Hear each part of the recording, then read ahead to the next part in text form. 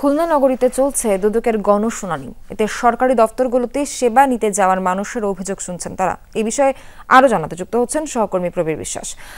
প্রবীর, শুনানিতে কি কি ধরনের অভিযোগ উঠে এসেছে এবং এই বিষয়ে দুদকই বা কি বলছে, একটু বিস্তারিত জানাবেন। শ্রীলঙ্কা আবারও রপ্তানিতে শীর্ষে।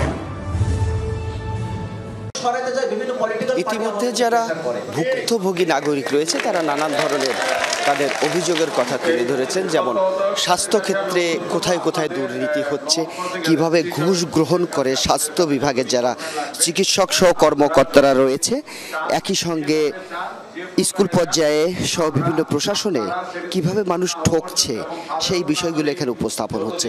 আমরা যদি এই মুহূর্তে দেখাই যে মঞ্চের বাদিকটা রয়েছে, সেবা প্রত্যাশী যারা রয়েছে, যারা অভিযোগটা করছে তারা বসে আছে, এবং মঞ্চের ডান পাশে যে জায়গাটা আছে তারা এই মুহূর্তে উত্তর দিচ্ছে যে সেই সংশ্লিষ্ট লোক সেই অভিযোগের প্রেক্ষিতে তাদের বক্তব্য তুলে ধরছেন। এবং যে সমস্ত কমিশনার রয়েছে এখানে আজকের এই অনুষ্ঠানে দুইজন কমিশনার রয়েছেন। একজন হচ্ছেন মিয়া মোহাম্মদ আলী আকবর আজিজি, যিনি কমিশনার তদন্তের দায়িত্ব পালন করছেন, এবং আরেকজন অবসরপ্রাপ্ত ব্রিগেডিয়ার হাফিজ আহসান ফরিদ, যিনি কমিশনার অনুসন্ধান।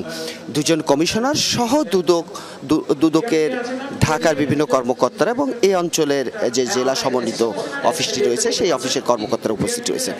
এখানে যেটি বলা হচ্ছে, খুলনাতে যে সমস্ত সরকারি দপ্তরগুলো রয়েছে সেই দপ্তরগুলোতে মানুষ সেবা গ্রহণ করছে প্রতিনিয়ত, এবং সেই সেবা গ্রহণ কিভাবে বিলম্বিত হচ্ছে, কিভাবে ঘুষ গ্রহণ করা হচ্ছে, এবং মানুষ কিভাবে প্রতিনিয়ত ঠকছেন, সেই বিষয়গুলো এখানে নিষ্পত্তি করা হচ্ছে। প্রবীর বিস্তারিত জানাচ্ছিলেন, ধন্যবাদ আপনাকে।